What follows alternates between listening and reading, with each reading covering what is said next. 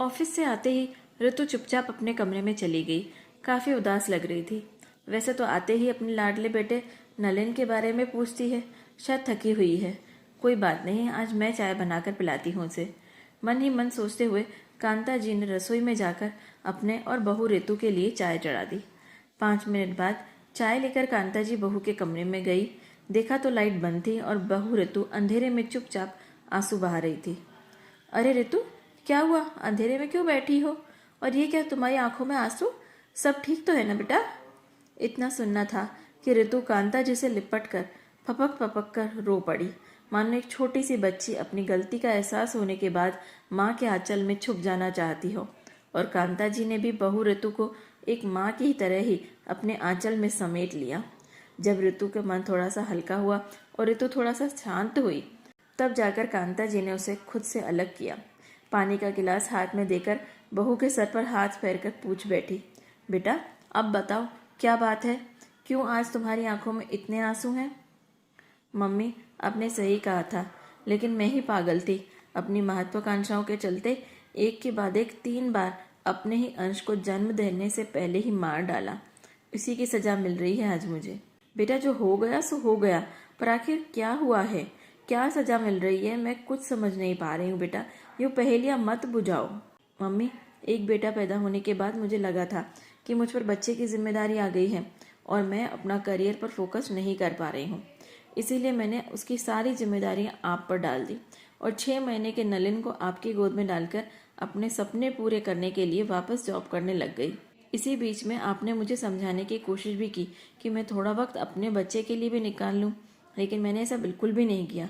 अपनी महत्वाकांक्षाओं के चलते अपने बेटे को समय ही नहीं दिया और देखते ही देखते मेरा बेटा मुझसे दूर होता चला गया।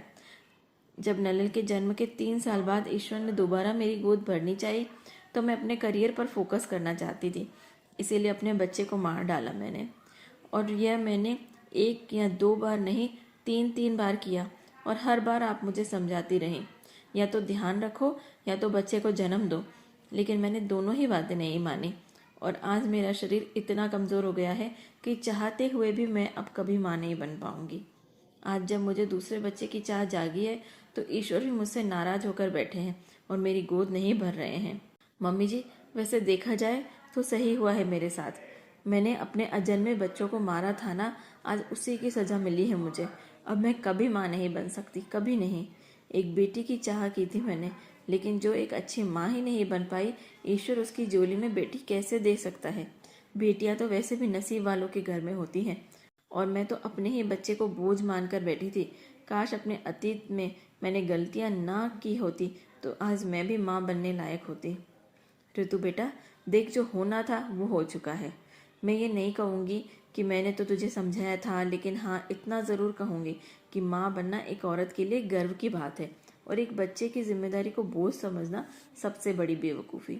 बेटा तू हिम्मत रख, हम किसी दूसरे डॉक्टर को दिखाएंगे। आजकल तो वैसे भी मेडिकल साइंस में बहुत तरक्की की है। बेटा तू दोबारा माँ जरूर बनेगी और वो भी एक बेटी की माँ बनेगी। और हाँ, ईश्वर ना करे अगर तू सच में अपनी कोख से बेटी को जन्म ना दे पाए तो हम एक प्यारी सी बेटी को गोद ले लेंगे बस। अब तो खुश हो जा, अब तो मेरी भी आंखें भर आई हैं। देख, तू चुप नहीं हुई ना तो मैं भी रो दूंगी।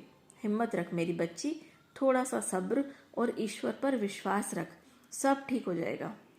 हाँ मम्मी, सब ठीक होगा, आप जो हो मेरे साथ, कांता जी को गले लगाते हुए ऋतु बोली। दोस्तों, कैसी लगी आपको मेरी ये कहानी कमेंट करके ज़रूर बताइएगा और ऐसी ही खूबसूरत कहानियाँ पढ़ने और सुनने के लिए मेरा चैनल लाइक, शेयर और सब्सक्राइब कीजिएगा। धन्यवाद।